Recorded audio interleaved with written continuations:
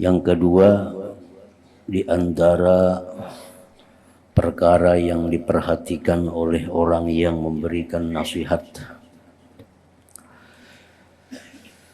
janganlah hendaknya himmahmu. Janganlah hendaknya himmahmu, artinya perhatianmu di dalam memberi nasihat itu supaya makhluk banyak berhimpun di dalam majelismu.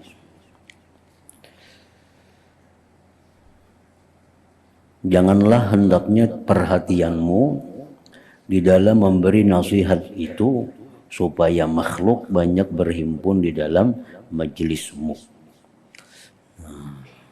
Lalu di situ akibat tujuannya agar orang banyak berkumpul di majelisnya sehingga dia bersusah payah untuk mencari kata-kata, mencari perkataan-perkataan yang ganjil yang sehingga disukai oleh orang ramai.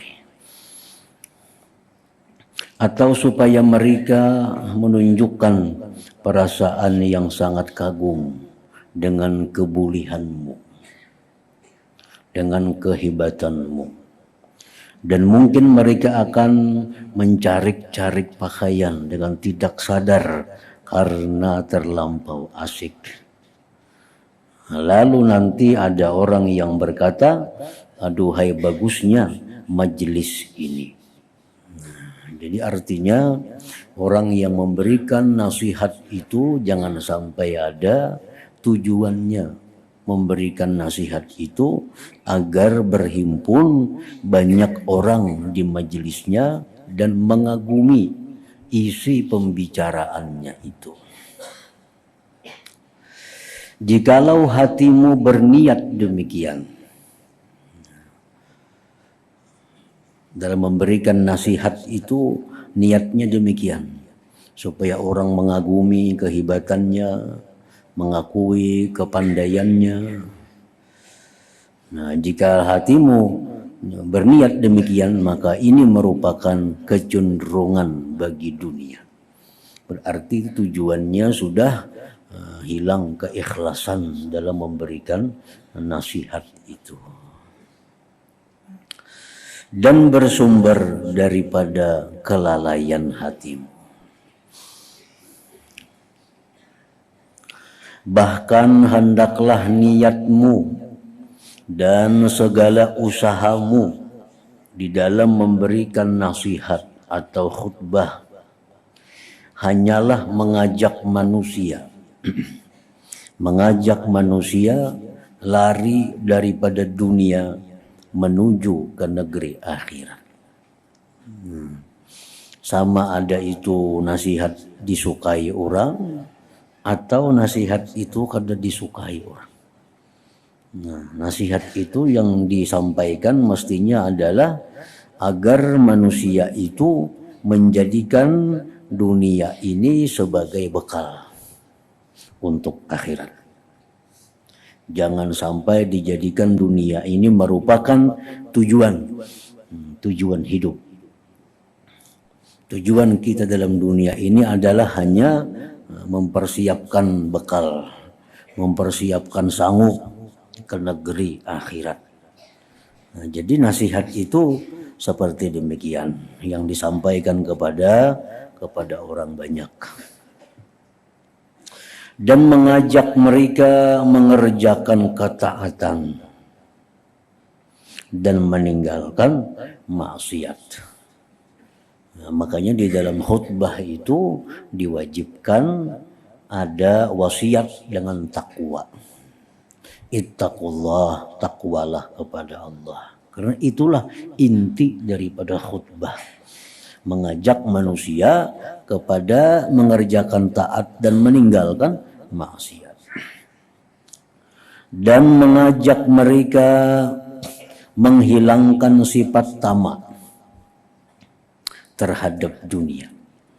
Sifat tamak artinya sifat selalu merasa kada cukup dengan yang ada. Selalu merasa kurang dengan apa yang diberikan Allah daripada dunia ini, dan mengajak mereka menuju ke arah kezuhudan dan meninggalkan sifat bakhil dan menghiasi diri dengan sifat kemurahan. Itulah nasihat-nasihat yang seringkali disampaikan oleh Rasulullah Sallallahu Alaihi Wasallam kepada para sahabat,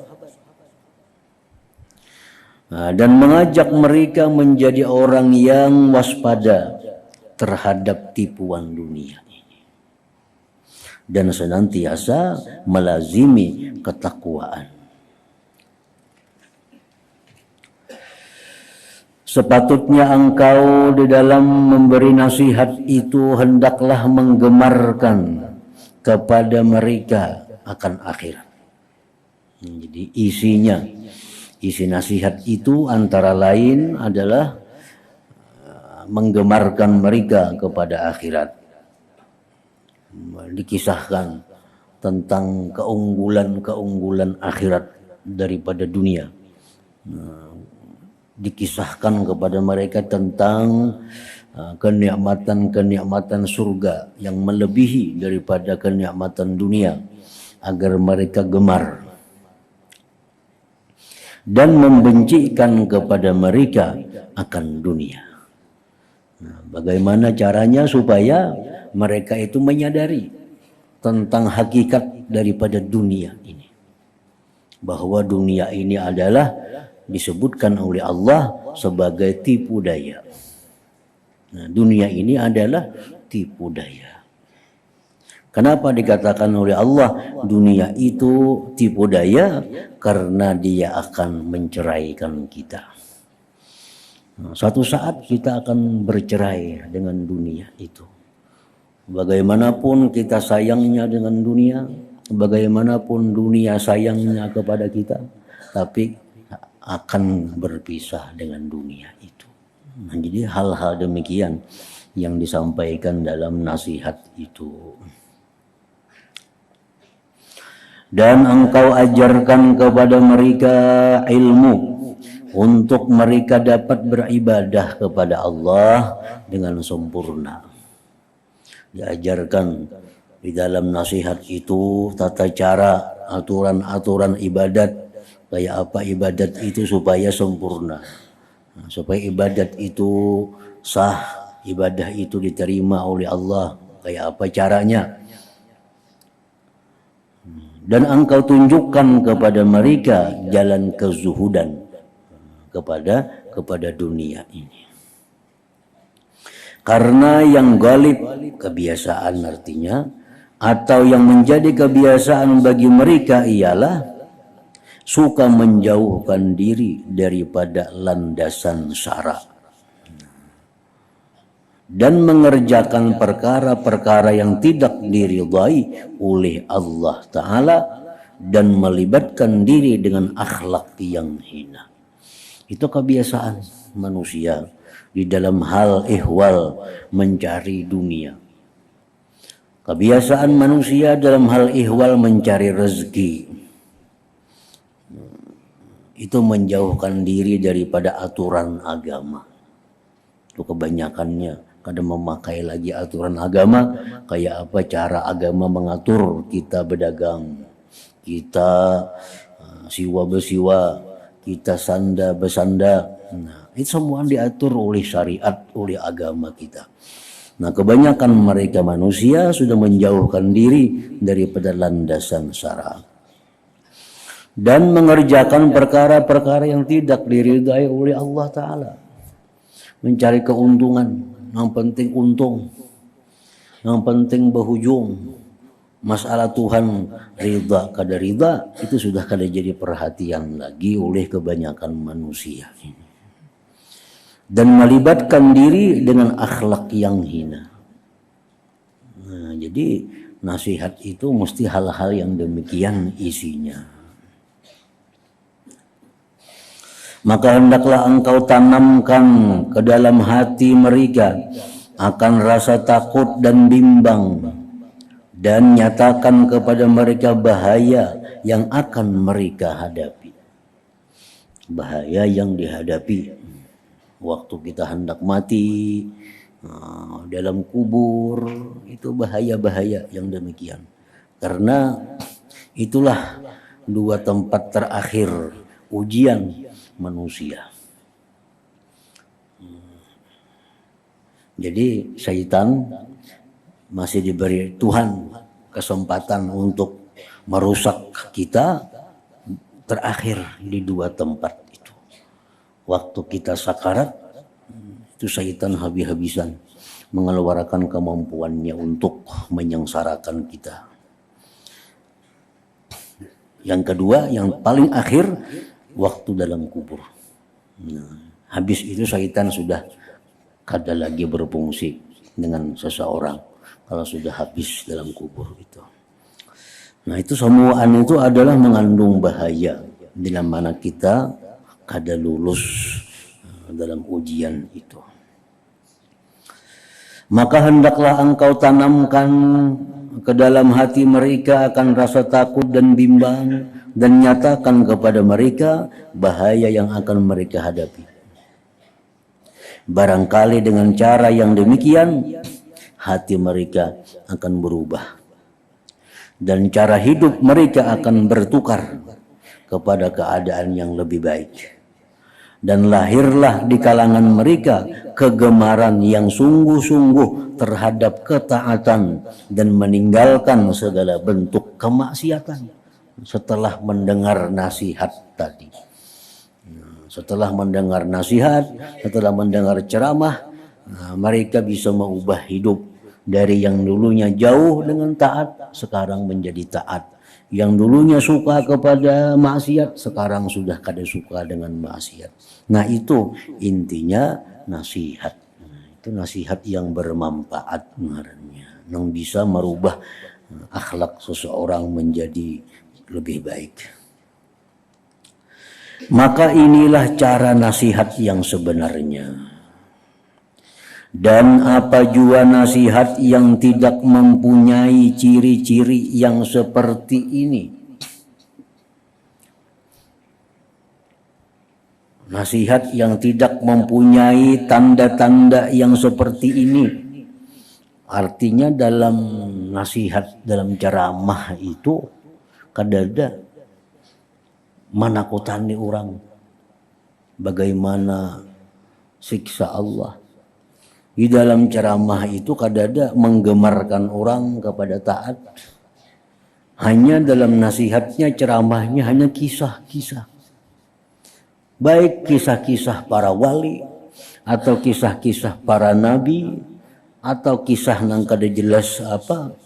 Namun intinya di kisah itu kadada mendorong seseorang untuk taat kepada Allah. Nah, jadi nasihat-nasihat yang tidak ada ciri seperti tadi, maka itu merupakan suatu bala bagi orang yang berkata. Menjadi bala bagi yang memberi nasihat dan bagi orang yang mendengarnya. Yang mendengarnya pun sama.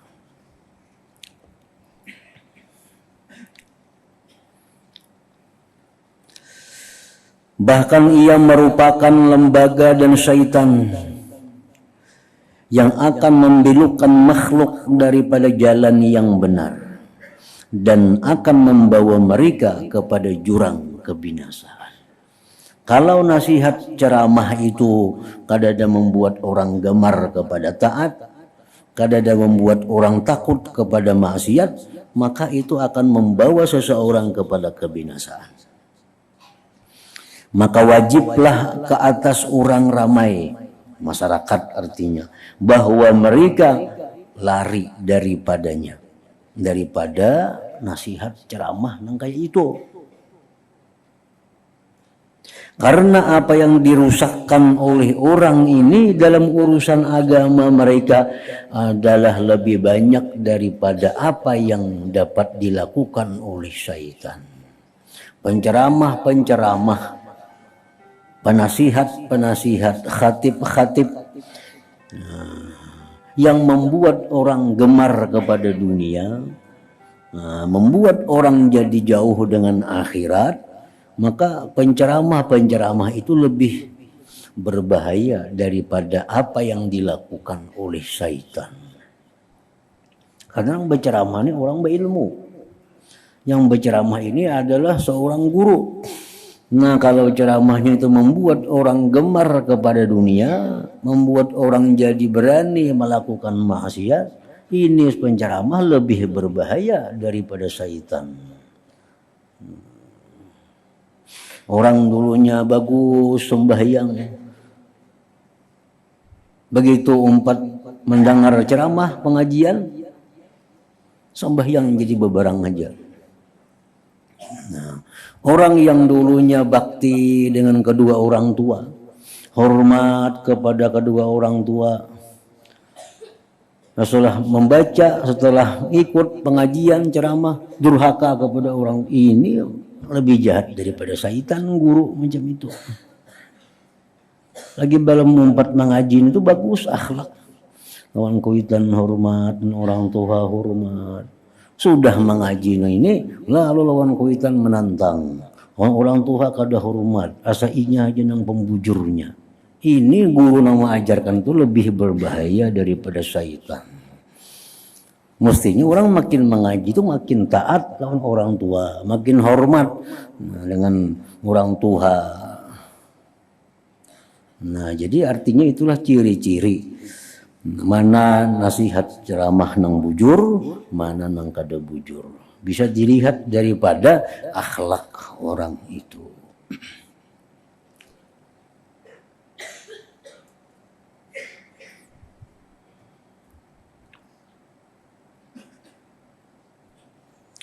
Dan barang siapa ada kekuasaan,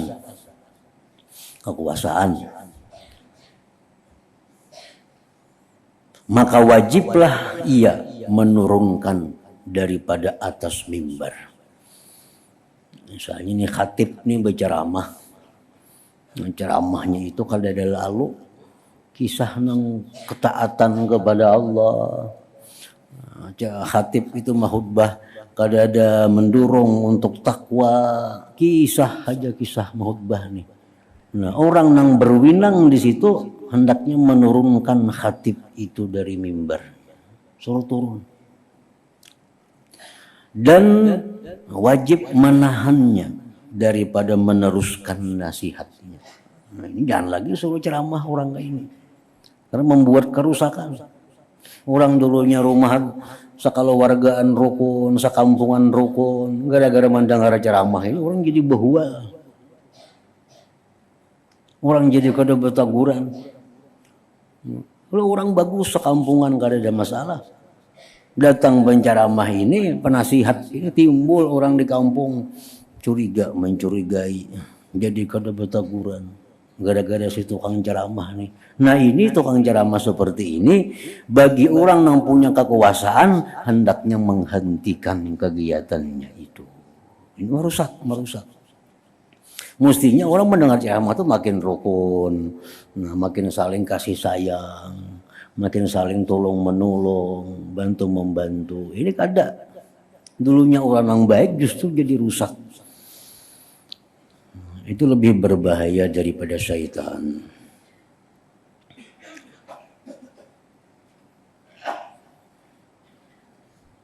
Nah, di zaman Nabi dulu ada macam itu. Sampai membangun masjid, namanya Masjid Dirar, masjid di Madinah itu Masjid Dirar. Jadi ceramah-ceramah di masjid itu kada ada lain tujuannya hanya untuk memecah belah umat Islam.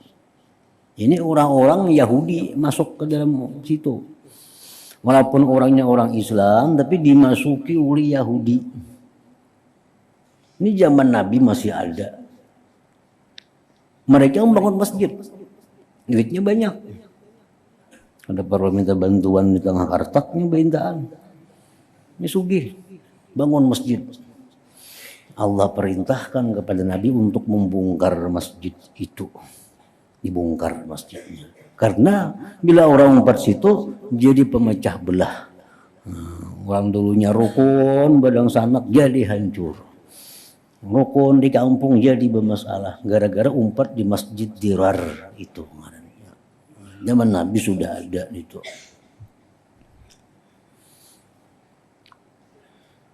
Karena ini termasuk dalam kategori al-amru bil ma'ruf wan nahyu 'anil munkar.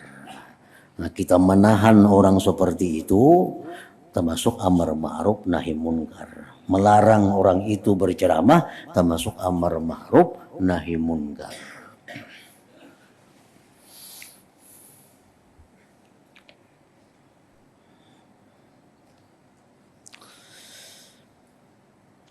Nah, perkara ketiga, bahwa jangan engkau, wahai anakku yang tercinta, artinya jangan engkau bergaul berkawan dengan gubernur-gubernur dan raja-raja yang zalim. Dan jangan engkau melihat mereka. Melihat pun jangan, apalagi bergaul.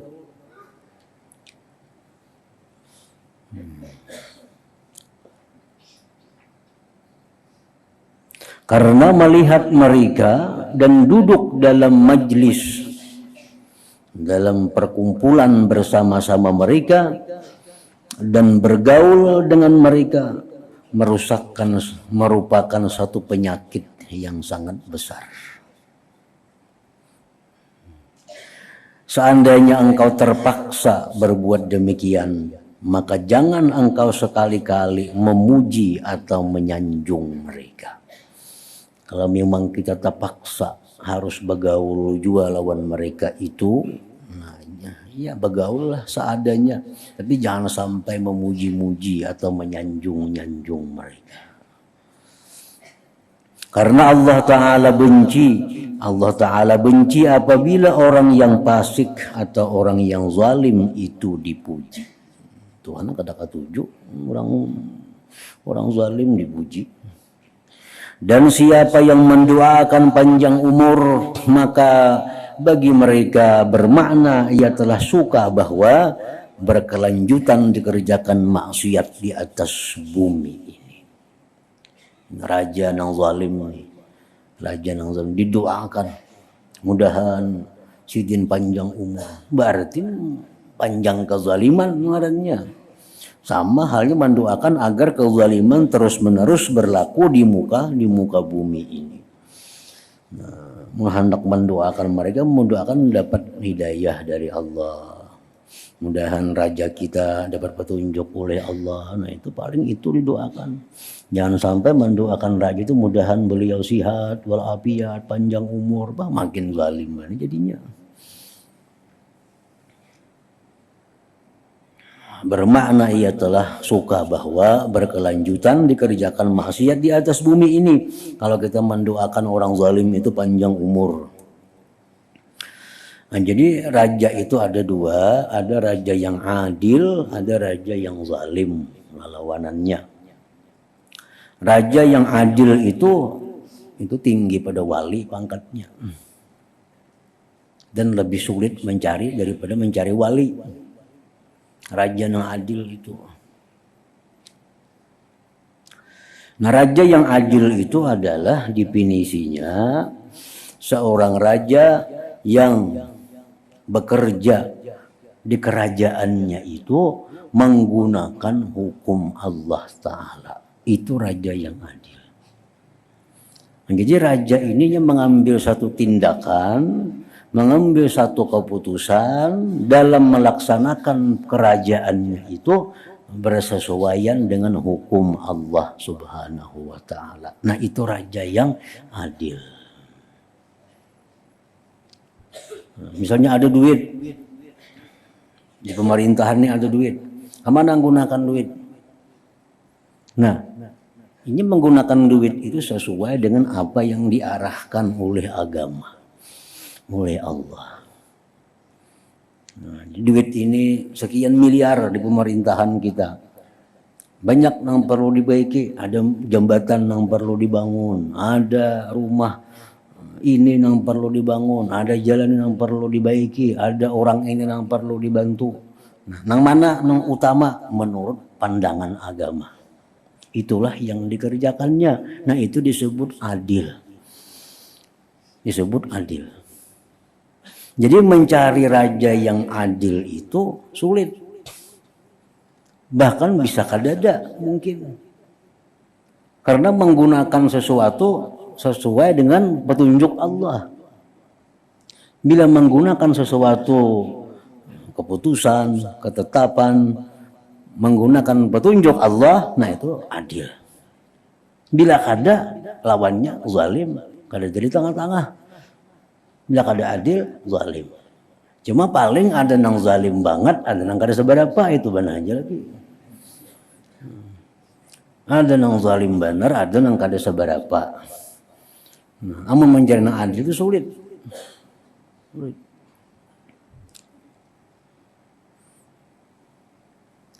Nah, jadi terhadap raja-raja yang demikian itu jangan bagaul. Jangan bagaul. Kalaupun harus bagaul juga jangan memuji. Memuji keputusannya. Kecuali keputusannya memang bagus. Kecuali keputusannya memang sesuai dengan hukum Allah. Nah, dipuji ya kada apa-apa.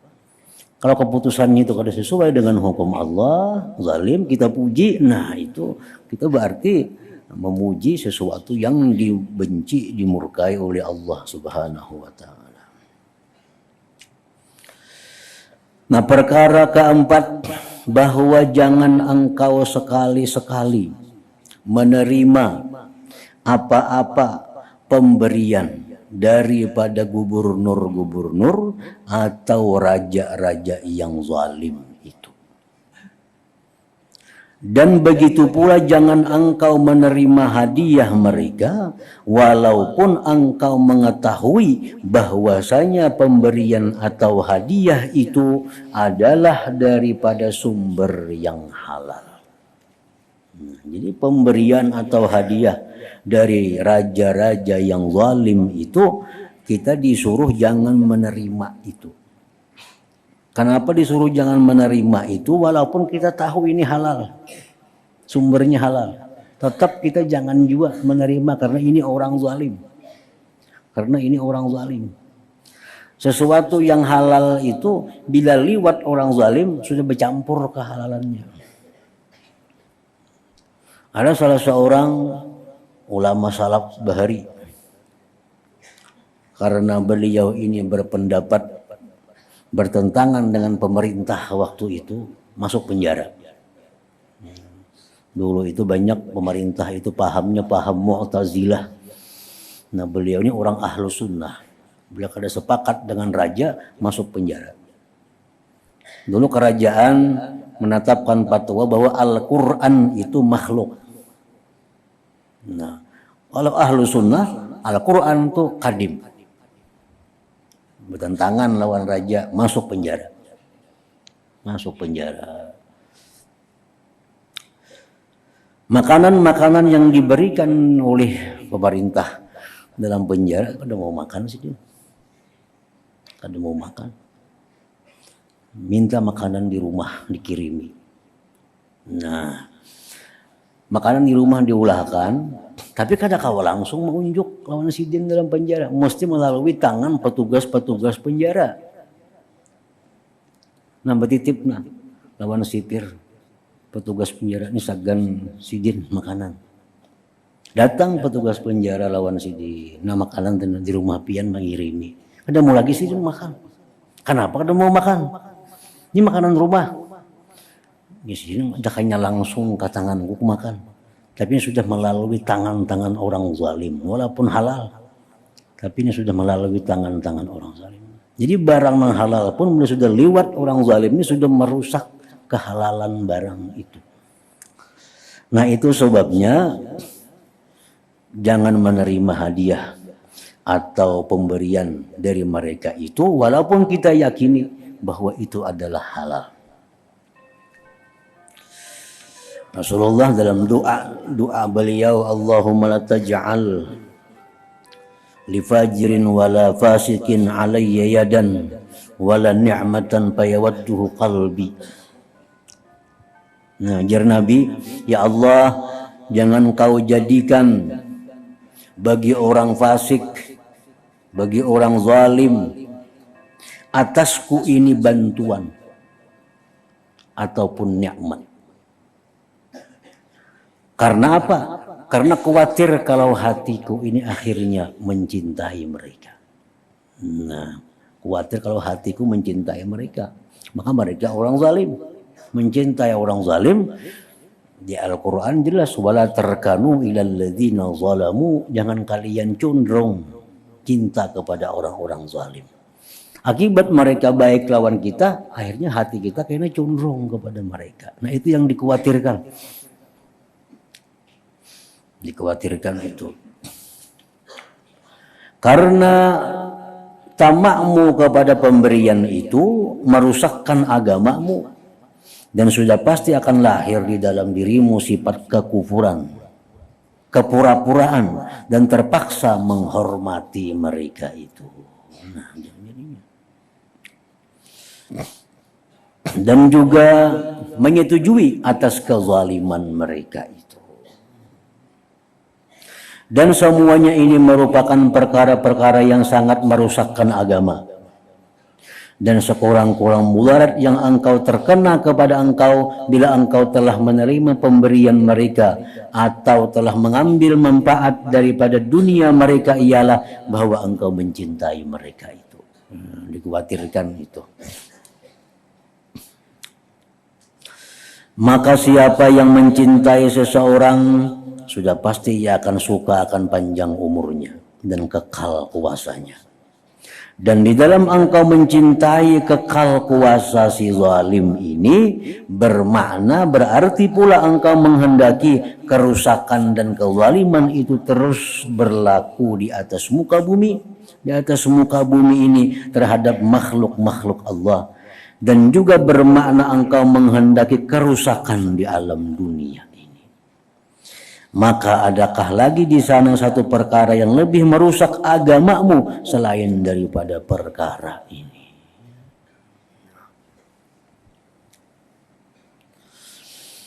Dan janganlah engkau tertipu, dan sekali-kali dan sekali lagi janganlah engkau tertipu dengan godaan syaitan atau dengan perkataan setengah orang yang mengatakan bahwa yang lebih baik dan lebih utama bahwa engkau ambil saja uang dinar dan dirham daripada mereka, lalu engkau bagi-bagikan uang itu di kalangan fakir dan miskin.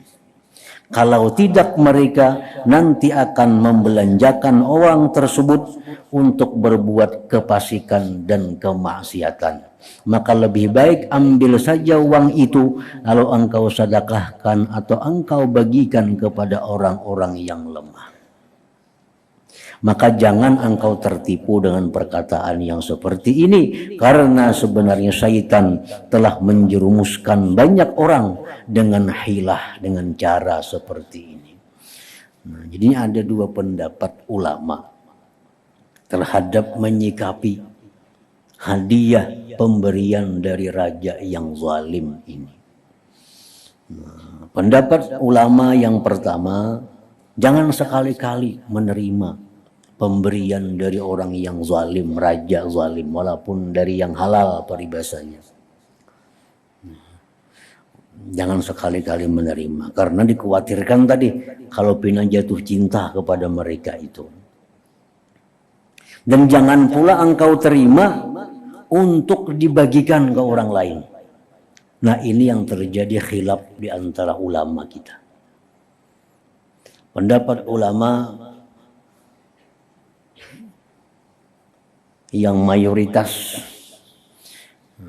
bahwa kita boleh mengambil hadiah pemberian daripada raja yang zalim itu, boleh dengan beberapa syarat. Pertama, kita ambil hadiah dari raja yang zalim itu untuk dibagikan kepada orang-orang yang berhak menerima pemberian raja yang zalim itu, namun kada sampai ke sana. Musiknya orang kampung sini dapat bantuan dari raja yang zalim itu. Cuma karena orang kampung sini apakah lawan raja, kada diberi raja, kada milih din bahari.